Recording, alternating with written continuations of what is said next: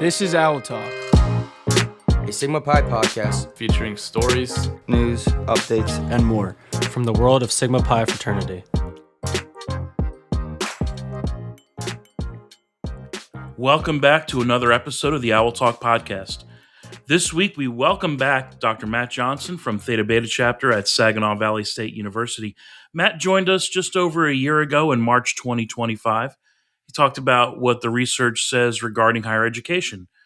Matt is a professor of educational leadership at Central Michigan University, so there are a few people better out there to talk about the trends in higher education. And with that, I'd like to welcome Matt back to the Owl Talk podcast. Happy to be back. Good to see you. This is great. So for our listeners who want to know more about your background, I encourage them to check out that episode from March 2025. You were gracious enough to share your story with us back then, but since we've reviewed your story before on the podcast, that gives us a chance to dig right into the data. So for two higher education data folks like you and I, this will be some fun conversation. Let's start with the big issue in higher education right now, enrollment. In my work in higher education, of course, I'm here on the East Coast, there are virtually no conversations about this industry that are not centered in some way on enrollment. When we talked last year, you mentioned that, and again, this was a year ago, we were down about 1 million students across the country from the beginning of the pandemic. So what's the update on enrollment today? Has there been a rebound, or are the trends continuing to show a decline? Yeah, the enrollment data that usually comes out, we get a small picture in early to mid-fall. And now that we're here in April, we get a lot better picture. And the picture is improving, and it is still below where we were pre-COVID. So it's ticking up, and it's important to note that. So total enrollment rate now in fall, when people started in higher education, is just under 20 million, 19.4 million. About 3 of those are grad students. That's up a percentage from the year before, which is really great. And when we break that down a little bit more, we saw about the same amount of increase, 1.2% increase in the amount of undergraduates. But one of the unique things that's happening here is the driver of growth is at the community college level. That's about a 3% increase at the community college level. There's some modest growth at the 4 years where fraternities and sororities live, again, around that 1%. Smaller decline at the private. So yes, it's ticking back up. That's a positive sign. It's multiple years of consecutive increases. The increases are really modest, and they seem to be concentrated more so at the community college level. And so it's encouraging, but not anything that will make any of those folks at my campus or your campus breathe a big sigh of relief who work in enrollment and are dependent on enrollment. Definitely not. Definitely not. I know we've had our accepted students days here for the past couple of weeks, and it's great to see the energy that these young people bring on campus. I just wish the rooms were packed with more students, more students. So let's talk a little bit about enrollment as it pertains to this 1% increase. We'll take that 1% increase. So we know that it's concentrated. It seems to be concentrated at the community college level.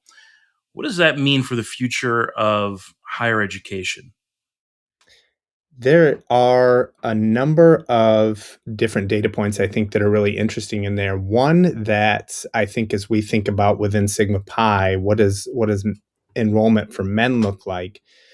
One of the most important data points that we know is that as we think about students who graduate high school and then go right on to a 4-year institution or go even right on to college, maybe at a community college or something like that, increasingly men are taking some time in between those in ways that we haven't seen in the past. And that's new for us. We know that men are increasingly looking at different career options, for instance, doing trades, doing lots of different avenues, more so than women are doing. And of course, those options have always been there. People going into trades, people going into the military and that sort of thing. But we've seen this sort of steady ticking up of men opting for something else rather than landing at our four-year colleges and universities and landing in a residence hall and being full-time and that sort of thing. There is this other data point, of course, which I've talked about before. And anytime I get a chance to present at the Mid-Year Leadership Conference or anywhere else, I talk about how much dual enrollment has exploded, where you can earn credits before you come to college. I came to college with a grand total of 0 credits. I don't know. How many did you come with?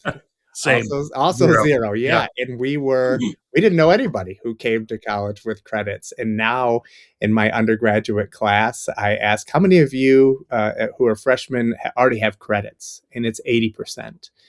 And nationally, those data suggest that we're approaching about 60% of students are earning college credit before they actually graduate high school and come to a college campus. And that's pretty astounding. And one of the things that has a lot of effects, but one of the effects that has is you can take classes and finish an associate's degree before ever coming to a four-year institution, which has always been there, but now you're even closer because that's been in your high school or your high school paid for that for you. And so there's just so many more options for all students, but particularly men are taking advantage of these alternative routes and options in ways that we have never really seen before. Yeah, it's interesting when you think about, as you say, the traditional path used to be you graduate high school and then you go to college, usually 4 years, maybe 5 years, who knows? And then you graduate, maybe you get an advanced degree after that. And that's changing, especially this point about being able to get an associate's degree out of high school. What's going on with these shorter term credentials? Is there growth in those? I mean, just because a student, high school student, has the credits doesn't mean they will go on and get that associate's degree. But do we see growth in those numbers? Here's the latest data from this report that I mentioned, the community college certificate enrollments. So getting those credentials, getting that associate degree. In the past 5 years, it's up 28%. Oh boy. And it's exploding. And one of the things as you think about the larger world that we live in right now, where higher education is under a microscope, it's facing a lot of attack from lots of different places. We find ourselves more politicized. Dual enrollment is like the thing everybody agrees on. You talk to anybody at the barber shop, the donut shop, and higher education, people from all walks of life about whether or not they support young people in high school having the opportunity to gain credits, to gain credentials while they're in high school and their tax money going to that. They love it. Everybody loves it. It's just one of these universally agreed upon things. And what that has meant has been that the infrastructure that's being built out, the agreements that are forged between your local high school down the road and your local community college, and then from that community college onto a four-year, all these agreements that were rarely in place in any cohesive way are exploding. And so these certificates are again up 28%. I'm here in the state of Michigan. We are like a lot of other states that have free community college for 2 years before you come and if you want to transfer or you want to get your credential. But the other thing is that these credentials that people are getting and these degrees that people are getting can often be in and of themselves tickets to good paying jobs and fulfilling careers that are in demand. And so it's not just, well, let me get something and it's free or near free and it'll work. This is a really viable and good option for people. So yeah, it's up and people have a lot of agreement, and the infrastructure at universities like mine and yours to support these things and make agreements continue to explode and do more of that work. Absolutely. And good to bring up the fact that it's a practical option if these young people are worried about, well, can I use this credential now to go out there and make some money? Yeah, I mean, it's a practical option. You can do that, actually. So maybe to wrap up the piece on enrollment, at least for now, what does this all mean for higher education? What do all these intersecting trends mean about enrollment? I think you're seeing more deliberate and thoughtful decision making of 17 and 18-year-olds about what comes next.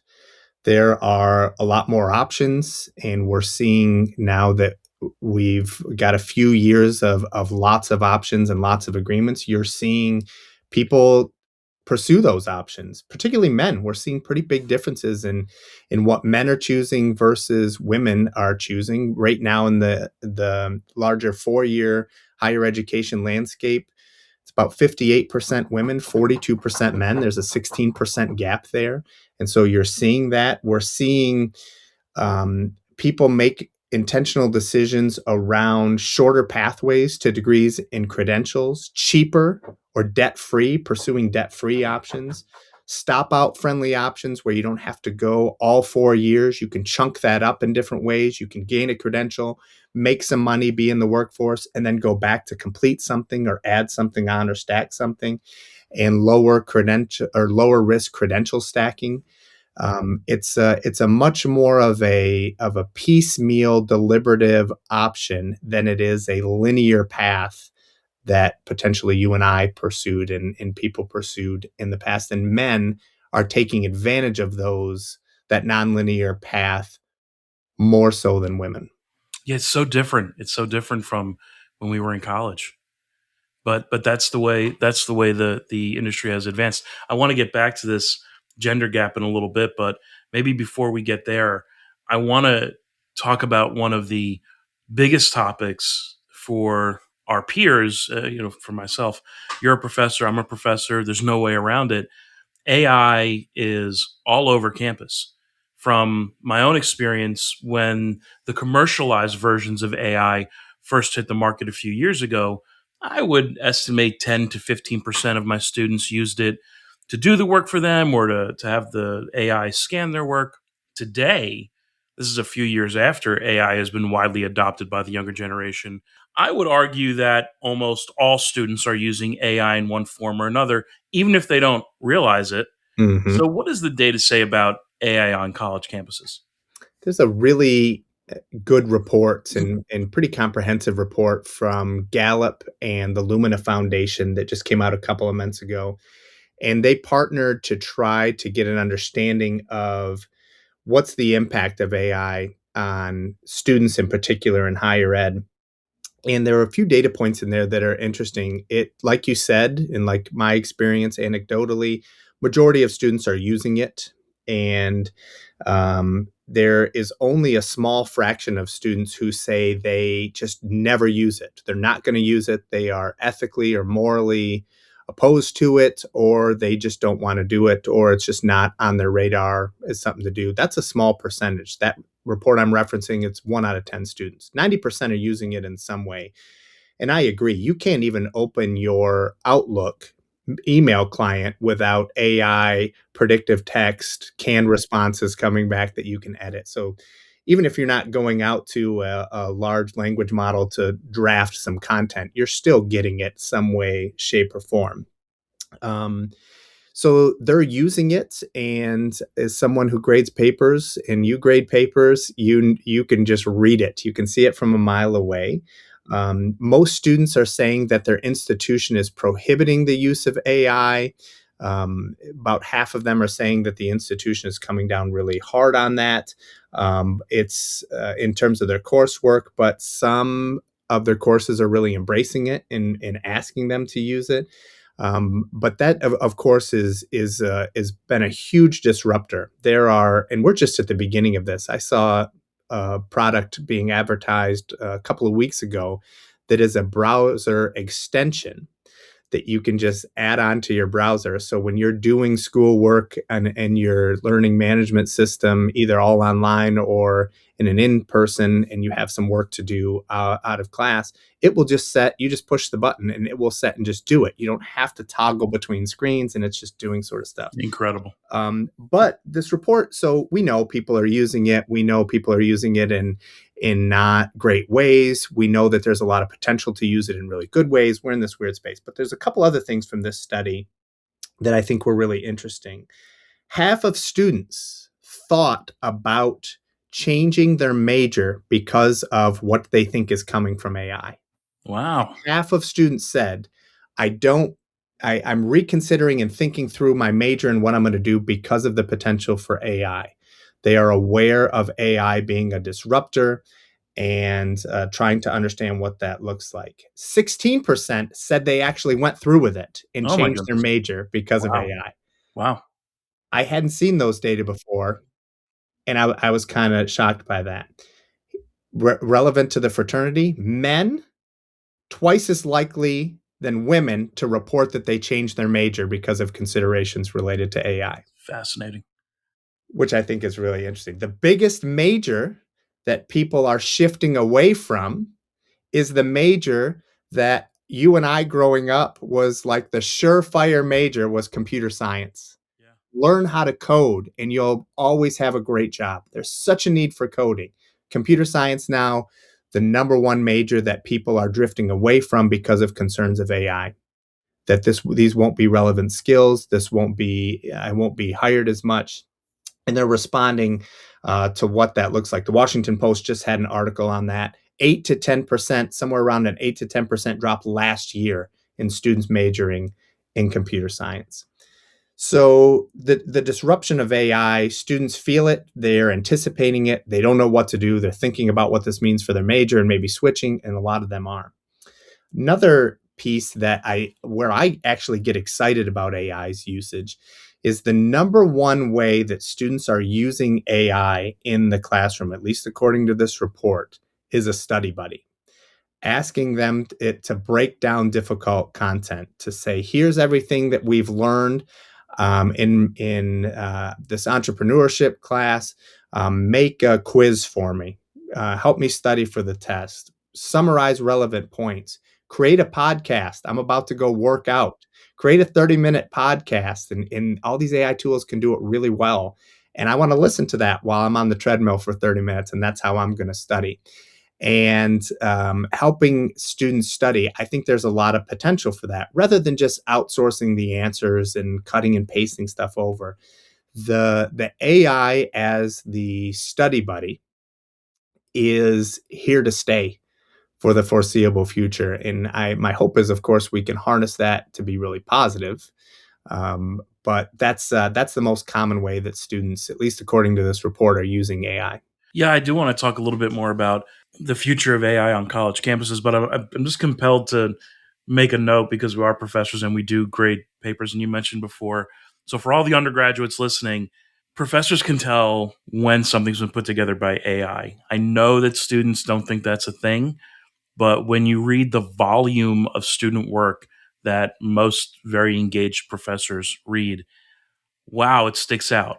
And it sticks out for a lot of reasons. So little tip for our undergraduates out there.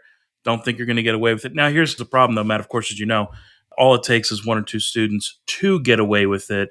And then that spreads like wildfire and everyone starts to use it. But there are some clear distinctions that show when work's been completed by AI. Absolutely. And the research that's coming out on what the effect is on that, on your learning, is really clear. If it's bad, it's making you dumber when you use it. People like you and I who have struggled through, we've worked through critical thinking and can use AI to supplement and use it appropriately. There's value add there. But if you're using it as a starting point, if you're using it sort of constantly, which is of course what the makers of AI want you to do, the ultimate cachet in any of this is time on app and usage time. That's what, of course, they want. It's not good. And so, yeah, absolutely. And so the extent to which people are using it, there's a lot of confusion around what's appropriate use and what's not. Every day, every week, you and I get an email about some new policy, some new kind of thing that we're trying to get our arms around, but it's here and it's flooded the market. It's on everybody's radar. The generation that's in college right now will still first, when they need to learn some information or look something up, Google is still the default. I have an 11-year-old son. This default of the generation that's coming right behind this generation, the default is ChatGPT.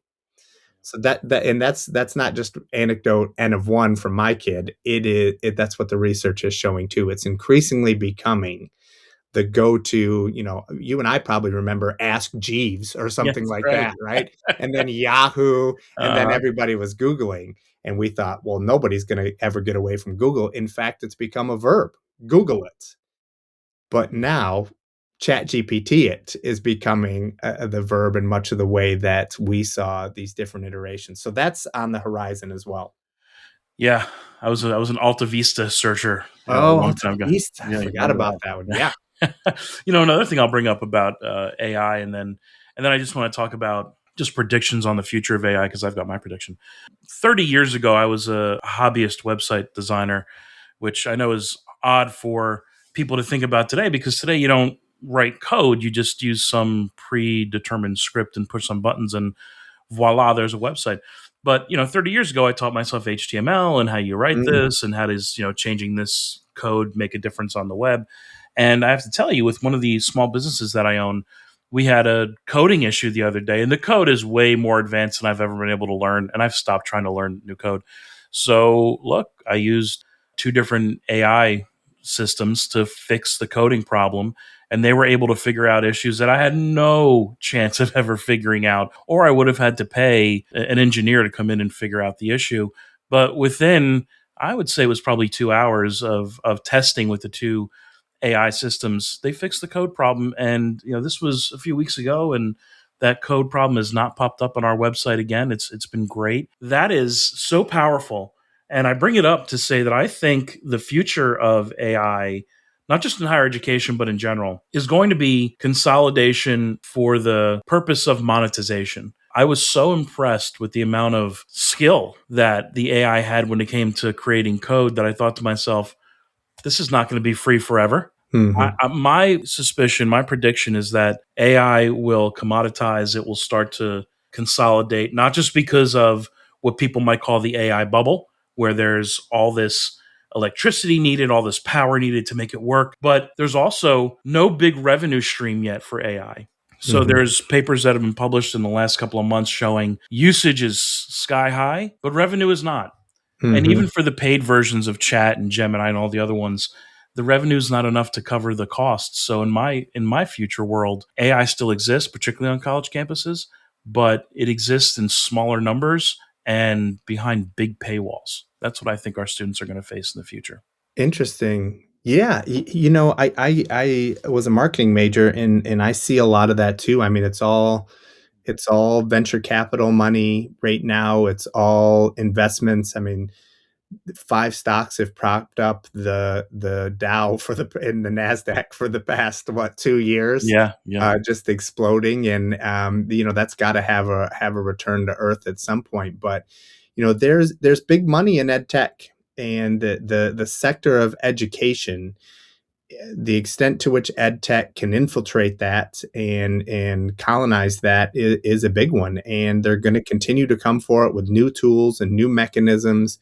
And the universities are responding in big ways. And when it first came, it was all around, how do we detect this, how do we tell, what are the punitive kinds of things, and then that lasted about 3 months, and then people realized that wasn't the conversation we needed to have. It was around, how do we harness, how do we make this beneficial to learning and the research that we do and the work that we do in higher education. And in that way, I don't see it ever going away. But I do think the next frontier is that study buddy, and that's what I see is happening a lot in the K through 12 part, where they want to push AI in front of the kids, but put some restrictions and a governor on it, in sense of, you can't just say, do this problem.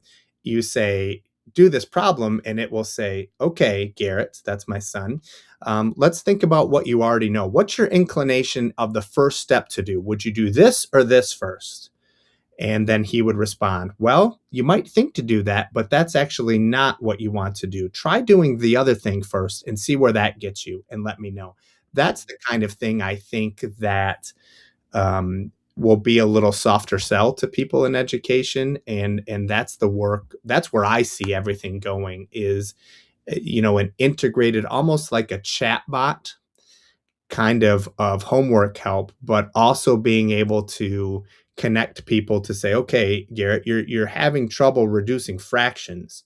Go watch this video really quick. It's 5 minutes, and then come back and let's try this again. I think that's where things are going, at least on the student level, but I don't deny your prediction either. I think it's a good one. Could talk about AI and its Yeah, impact in our world absolutely. for hours. Let me go back to this other issue you brought up a little while ago about this gender division, the gender gap on college campuses. This is a big issue, particularly for fraternities, our world. So for our listeners, the division is about, as Matt said earlier, how many men are enrolled in colleges versus women, and also what their success rate looks like. It means something different to be successful in college than to just be there. So, what does the data say about this gender division? In terms of the gold standard in higher education in terms of persistence or retention is always when you enroll in fall at a 2 year or 4 year institution, do you come back that next fall? One full year to see what that looks like. And we know that within that first year, nationally at 4 year institutions, that women are more likely to persist by anywhere from 6 to 10% more likely. And then, of course, yeah, people can stall out after their second or third or just come short of graduation. But that's the big one is somewhere in that first year, people decide whether or not they want. And that's about a 6 to 10% gap with women. Women earning higher GPAs along the way related to that. We see this also in high school as well in terms of graduation rates and that sort of thing. But one kind of sobering statistic is that if men are about 42% of college students, they are also 51% of stopouts. And that those are, of course, students who left college after enrolling. Men are much more likely to stop out than women. And then there, once you stop out, it doesn't mean that you're never going to graduate again. You're never going to earn a credential. You're never going to go back. You're never going to, pursue some other line of work and enter as an adult student later in life or something like that. And but we also have enough data on this now, and we know that men are 32% less likely to ever re-enroll. So when somebody leaves the institution, we know a lot about whether or not they ever re-enroll at that institution or anywhere else.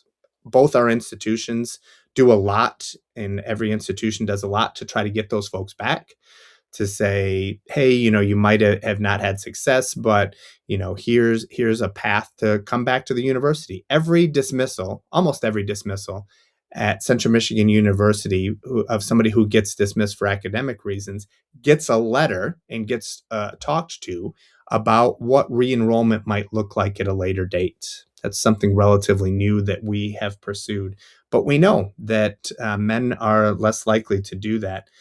In some states, we are actually seeing re-enrollment programs enroll roughly twice as many women as men. As you drive down the highway, you might see some of these billboards up on the highway that are like, take your associate's degree into a bachelor's degree, or have some credits. We'll count those toward your future degree. And a lot of everybody seems to be doing something like that. If you earned 25 credits, 24 credits 10 years ago, you can use those often for a new credential or something like that. There's a lot more pathways back in, which is really great.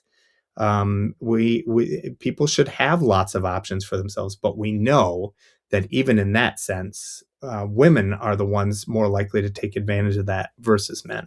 And the follow up question I'm going to have for you is what's a chapter to do? How should our chapters be approaching recruitment? But before we get there, I just thought I would add to this conversation on division. On my own campus, the freshman level young men that we have, a lot of them are just not performing very well. And it adds some validity, at least in my local context, to this data that you're bringing up.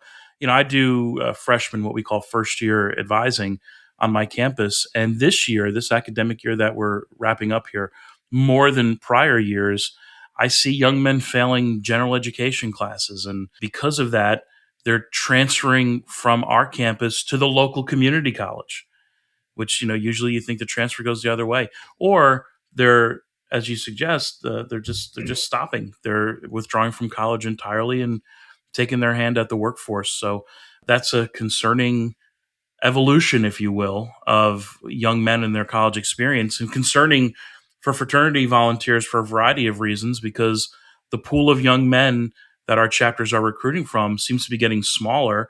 Then we have to worry about, who's in the pool at this point. So the question then is, what is a chapter to do? How should a chapter think about recruitment in this world?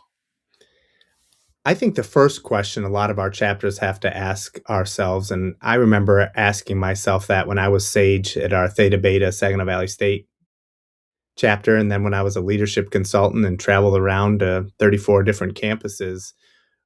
Fundamentally, you've got to ask, are you helping or hurting as it relates to men college success? And I'm not talking about colloquial, oh man, we got a great brotherhood and that keeps people. I'm not talking about that. I'm talking about tangible things.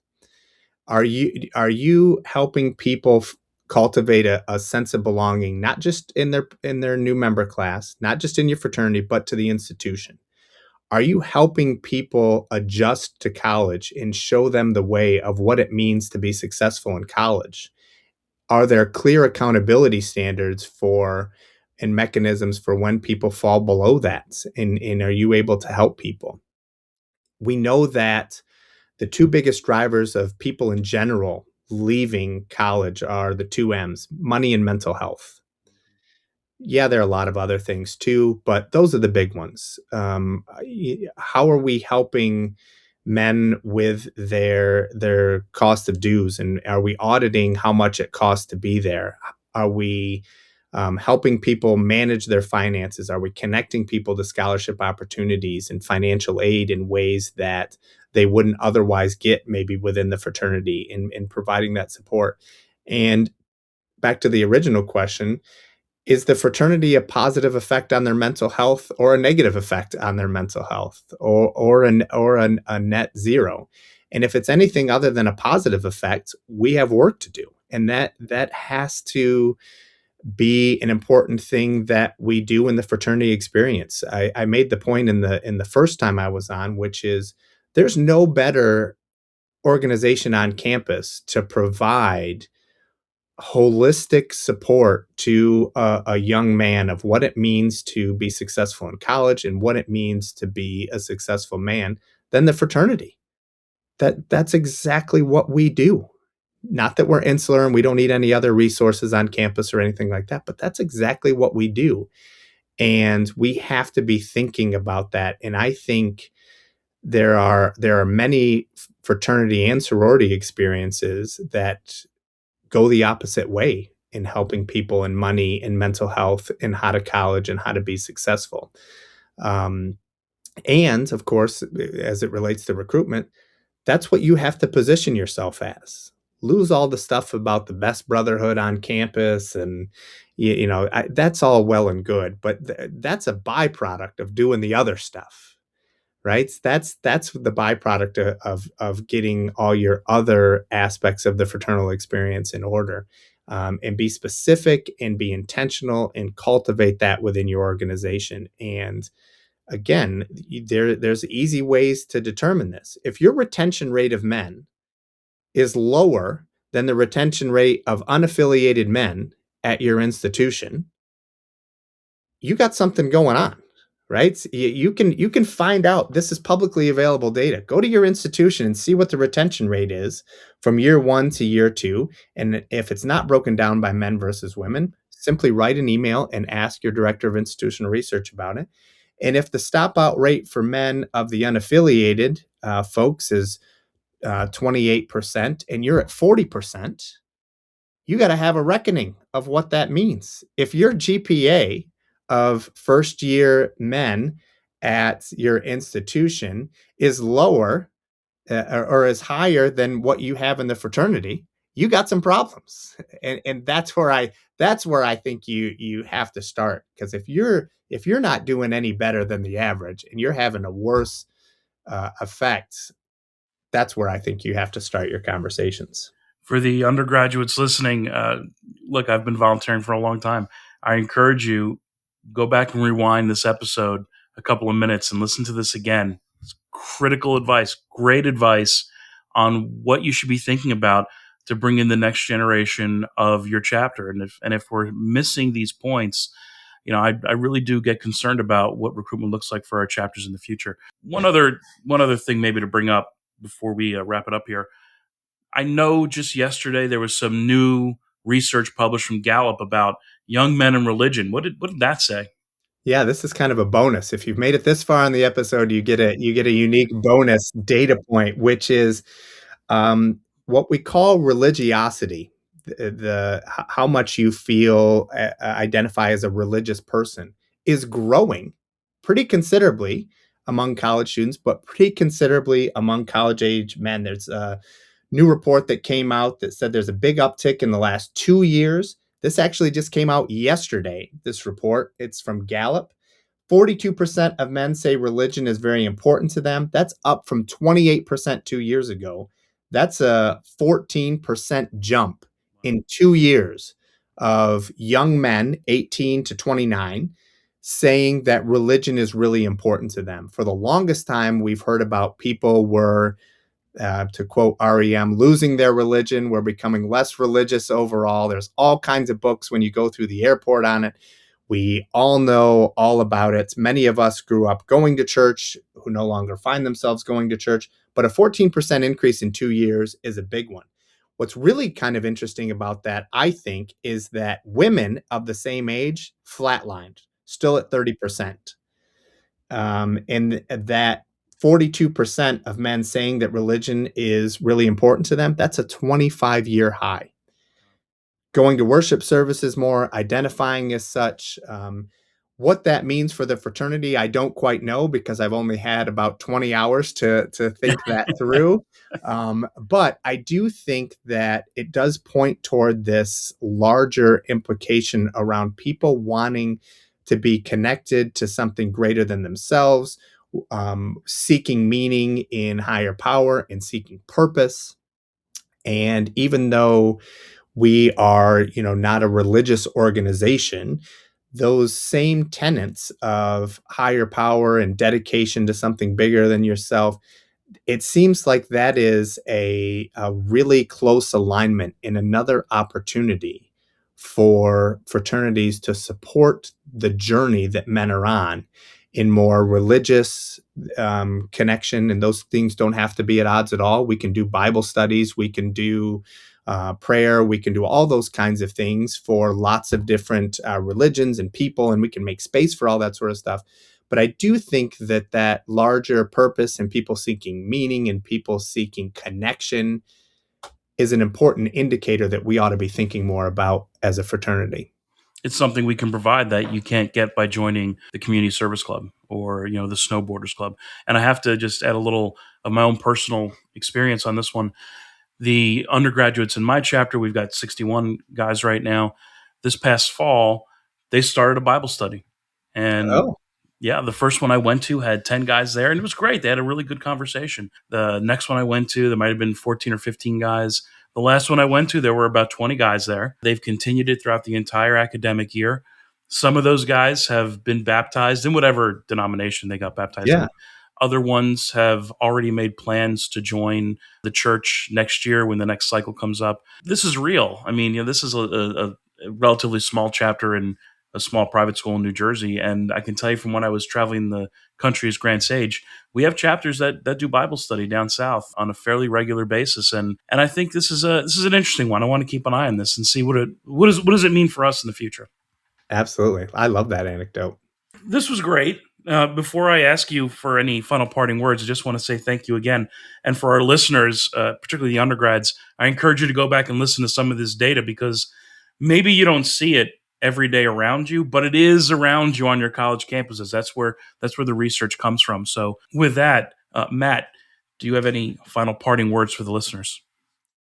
Everything changes. Higher education, our world, the things that are happening around us, and the experiences of college students, college men, potential fraternity men continue to change. I have been invited into the National Organization Leadership Programming in this podcast for the past several years to kind of give updates on this kind of content. I present every year on this, and every year I always start my presentation with saying, even if you've seen me before, about 20% of this is new. And when you reached out to me and said, hey, would you come on again kind of a year later, I initially thought, what could really be that different? And then I started digging in and I was like, absolutely, let's talk about it. So things are changing. It's important to keep an eye on them, because when things change, the way that we support, the way that we engage as alumni, the way that we engage as undergraduate students also shifts. Great. Thank you for coming back and being a guest again on the Owl Talk podcast. Love it here. Thanks, Joe. You can stay up to date on the latest in the world of Sigma Pi Fraternity by following us across social media. We are at Sigma Pi, all one word, on Instagram, X, LinkedIn, and Facebook. On YouTube, we are at Sigma Pi Fraternity, also one word. Remember, you can always get the latest information on Sigma Pi Fraternity at sigmapi.org. Thank you to everyone who listened to this episode, and we look forward to you joining us for the next Owl Talk podcast.